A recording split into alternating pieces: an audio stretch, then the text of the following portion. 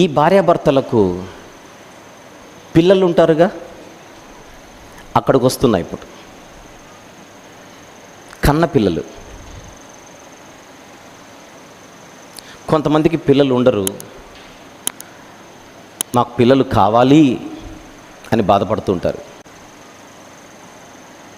కొంతమందికి పిల్లలు ఉంటారు, పిల్లల విలువ తెలీదు.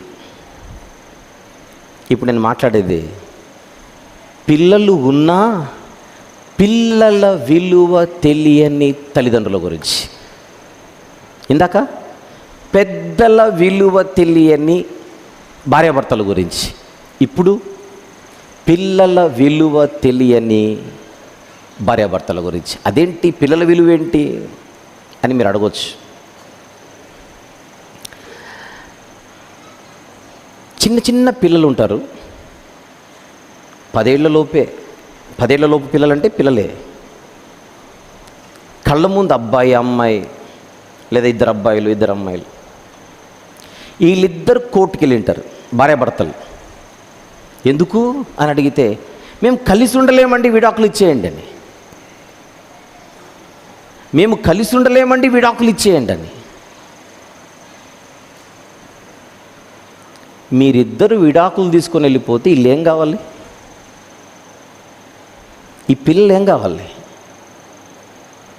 కలిసి మీరు ఆలోచించి మీరు కన్నోళ్ళే ఇల్లు. కొంతమంది సింపుల్గా వెళ్ళిపోతారు విడాకులు తీసుకోవడానికి. పిల్లల పరిస్థితి ఏంటని నేను అడుగుతున్నా. నేను చూసుకుంటానండి అంటుంది అమ్మ, భార్య.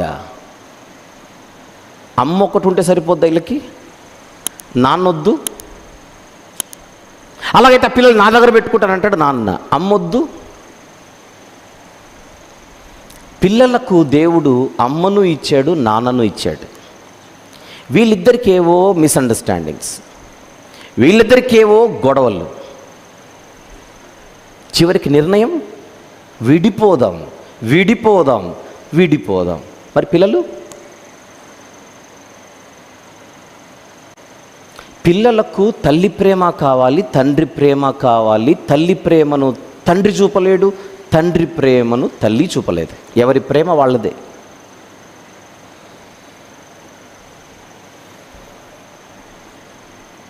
ఎప్పుడైనా విడాకులు తీసుకునే కేసుల గురించి విన్నప్పుడు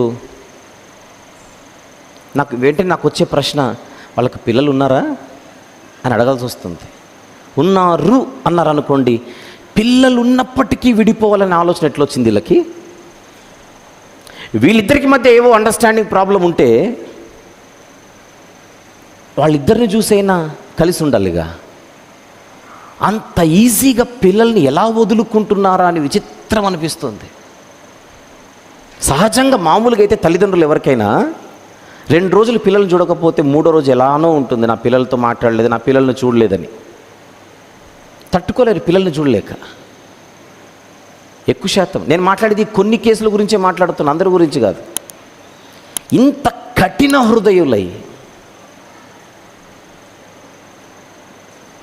జనరల్గా మాట్లాడితే కన్న పిల్లలతో ఎవరూ సాటి కాదు.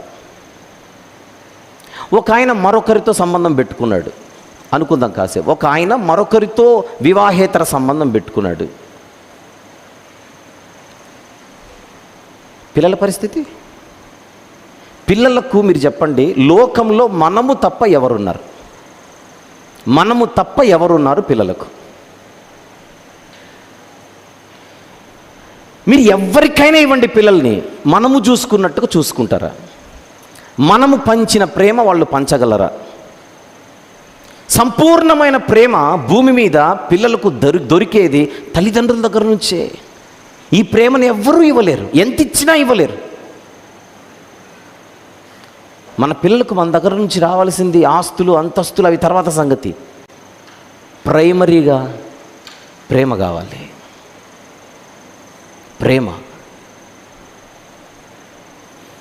ఉదయం ఆఫీస్కి వెళ్ళిన మనిషి డాడీ సాయంత్రం ఇంటికి వచ్చేసరికి ఆ పిల్లల ముఖాలు చూడాలి.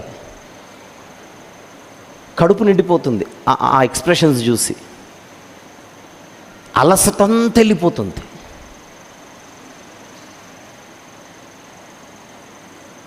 నేను అదే అనేది. ఆ ఇద్దరు పిల్లలకు, ముగ్గురు నలుగురు ఏదైతేనేమి, మనము తప్ప లోకములో ఎవ్వరూ లేరు, అది నిజం. What next? పర్లేదండి, వాళ్ళని అక్కడ పెట్టేసి ఇక్కడ పెట్టేసి నెలకు ఇంత ఇస్తాం. నెలకు ఇంత ఇస్తారు, డబ్బులు ఇస్తారు. ప్రేమ ఎవరివ్వాలి?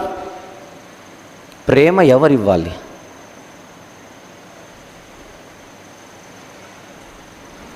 ఆలోచించండి. తల్లిదండ్రులు చనిపోతే అది వేరు. వీళ్ళు విడాకులు తీసుకొని వెళ్ళిపోతే నెక్స్ట్ ఏం జరుగుతుందో చెప్పనా? విడాకులు తీసుకున్న వాళ్ళు ఊరుకుంటారా? ఇంకొక పెళ్లి చేసుకుంటారు. ఇంకొక పెళ్లి చేసుకొని అక్కడ పిల్లల్ని కంటారు. అక్కడ కొత్త పిల్లలు, ఇక్కడ ఫస్ట్ పిల్లలు. వీళ్ళు నాన్న మళ్ళీ పెళ్లి చేసుకున్నాడట, నాన్నకు మళ్ళీ పిల్లలు పుట్టారట. ఇంతకు మమ్మల్ని పిల్లలాగా చూసుకుంటాడా కనబడితే? అది పెద్ద క్వశ్చన్ మార్క్. భాష సరిగా రాదు కనుక పిల్లలు చెప్పుకోలేరు వాళ్ళ బాధ. వాళ్ళు మనుషులే, వాళ్లకు కోరికలు ఉంటాయి పిల్లలకి. మా నాన్న, మా అమ్మ. ప్రపంచంలో అమ్మ నాన్ననే పిల్లలకు హీరోలు. వాళ్ళ ధైర్యం, సర్వం.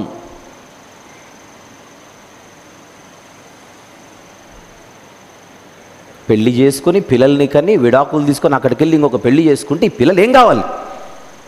వీళ్ళిద్దరూ బతికే ఉన్నా వీళ్ళిద్దరు అనాథలుగా బతుకుతుంటారు, దిక్కు లేక బతుకుతుంటారు, రోడ్ల మీద తిరుగుతుంటారు.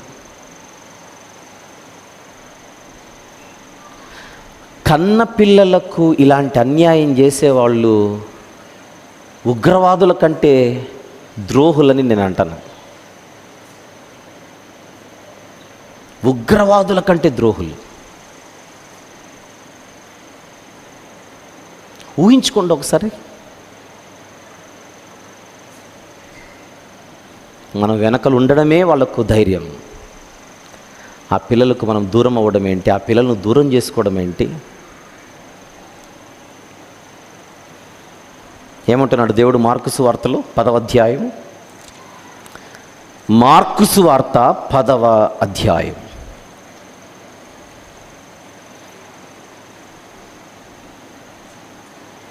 4వ వచనం నుంచి 4వ వచనం నుంచి 2వ వచనం నుంచి, పరిసయ్యులు ఆయన యొద్దకు వచ్చి ఆయనను శోధించుటకై, పురుషుడు తన భార్యను విడనాడుట న్యాయమా అని ఆయనను అడిగిరి. అందుకు ఆయన, మోషే మీకు ఏమి ఆజ్ఞాపించినని వారిని అడిగాను. మీరు స్క్రీన్ మీద రెఫరెన్స్ చూపించట్లేదు సార్.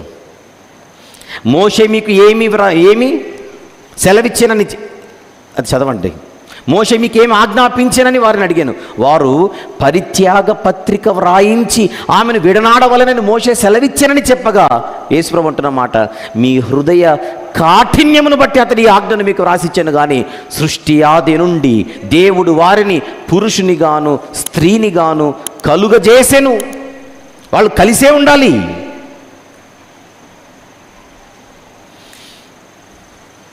ఈ హేతువు చేత పురుషుడు తన తల్లిదండ్రులు విడిచిపెట్టి తన భార్యను హత్తుకొనును.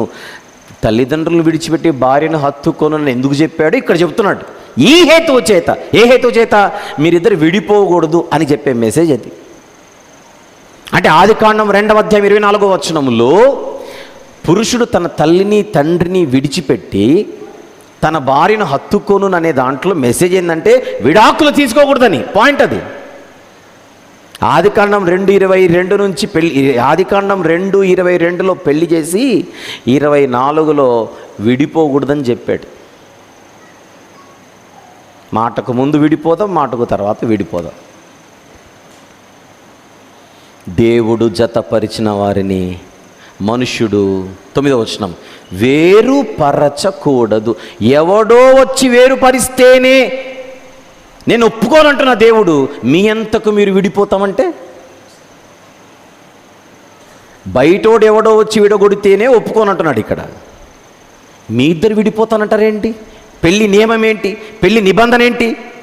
వ్యాధి అందును, బాధ ఎందును, లేమి ఎందును, కలిమి ఎందును, అన్ని పరిస్థితుల్లో మనము కలిసే ఉండాలి. హత్తుకోనును, ఆ మాటలను అర్థం ఏంటి?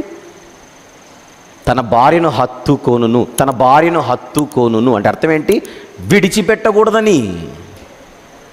అలాగనే భార్య భర్తను హత్తుకొని ఉండాలి. అర్థం ఏంటి? విడిచిపెట్టకూడదని.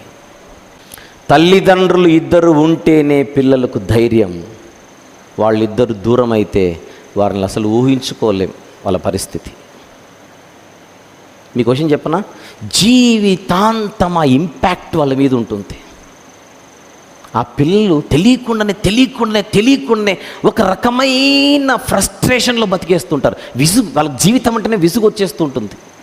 అందరిపై విసుక్కుంటుంటారు. వాళ్ళకి ఏదో లోటు. డబ్బున్న లోటే, చదువున్న లోటే, ఉద్యోగం ఉన్న లోటే, చిన్నప్పటి లోటు, చేదు జ్ఞాపకాలు. చచ్చిపోయేంతవరకు వాళ్ళకు ఉండేటువంటి బాధ ఏంటో చెప్పనా? నేను మా నాన్న ప్రేమను పొందలేదు. మా నాన్న బతికే ఉన్నా మమ్మల్ని చూసుకోలేదు. మా అమ్మ బతికే ఉన్నా మమ్మల్ని విడిచిపెట్టేసింది. మానసికంగా ప్రభావం వాళ్ళ మీద పడి, విషయం చెప్పనా, ఆ కోపాన్ని దానిని ఎవరి మీదనో దేని మీదనో చూపిస్తుంటాడు. చేతిలో పుస్తకాలు ఉంటే చింపేస్తాడు. ఎందుకంటే మైండ్ లేదు ఇక్కడ. హోంవర్క్ చేసుకుంటుంటాడు, ఎక్కదు, ఏదో ఆలోచిస్తాడు. అమ్మ నాన్న ఇద్దరు లేకపోయి, పోనీ ఒకరు లేకపోయి 24 గంటలు కొట్టుకుంటూనే ఉన్నారు తల్లిదండ్రులు. కొట్టుకుంటూనే కళ్ళ ముందు కనపడుతున్న మా గురించి ఆలోచించట్ల. ఒక ముద్దు లేకపోయి, ముచ్చట లేకపోయి పిల్లలతో ఎప్పుడు వీళ్ళిద్దరు కొట్టుకోవడానికే సరిపోయింది. కొట్టుకొని ఒకరోజు విడిపోతారు. అమ్మ మీద నాన్న జోకులు వేస్తుంటే, నాన్న మీద అమ్మ జోకులు వేస్తుంటే వీళ్ళు చాలా ఎంజాయ్ చేస్తుంటారు దగ్గర ఉండి. నేను నాన్న పార్టీ ఒకరు, నేను అమ్మ పార్టీ ఇంకొకరు. అది చూడండి, వాళ్ళ ప్రపంచమే మనం.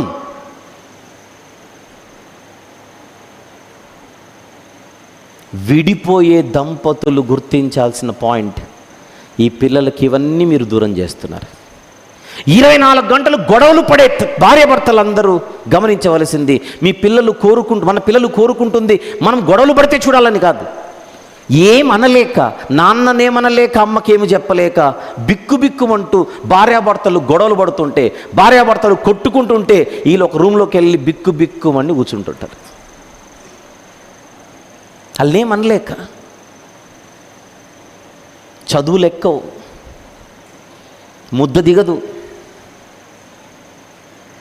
రక్తం ఒంట్లో లేకపోతే ముఖం ఎట్లా కనపడుతుంది? అలా తయారైపోతుంటారు పిల్లలు, ఎదగరు. మానసికంగా మేము రోజుకి కృంగిపోతున్నామన్న విషయం కూడా తెలియదు వాళ్ళకి. పాపం మానసిక అంటే వాళ్ళకేం తెలుసు? ఏదో ప్రాబ్లం, ఏం ప్రాబ్లమో తెలియదు.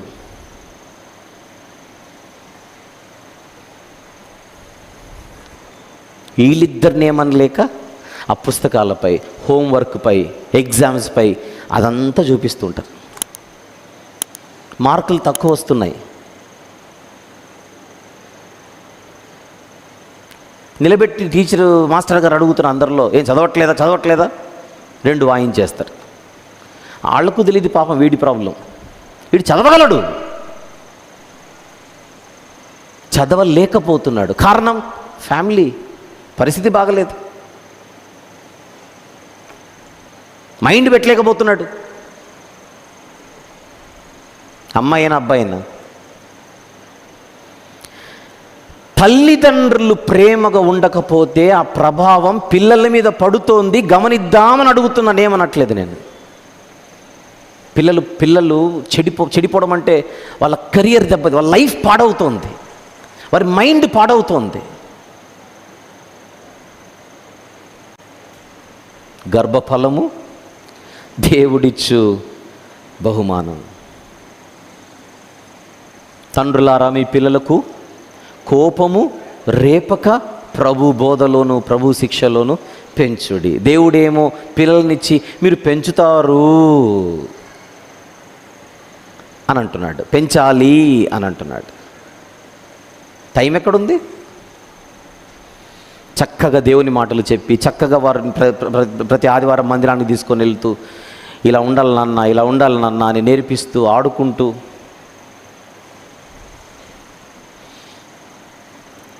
నేను మాట్లాడుచున్నది పిల్లలు ఉన్న దంపతుల గురించి. పిల్లల విలువ తెలియట్లేదు అంటున్నాను.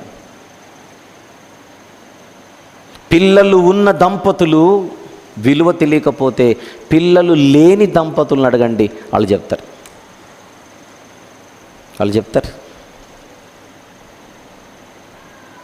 అందుకే ఒక్కోసారి అంటుంటారు, మీకు పిల్లలను చూసుకోవడం రాకపోతే మాకు ఇచ్చేయండి బావా, పిల్లలు మేము చూసుకుంటాం అంటుంటారు. వాళ్ళు పాపం పిల్లల కోసం తప్పిస్తూ ఉంటారు.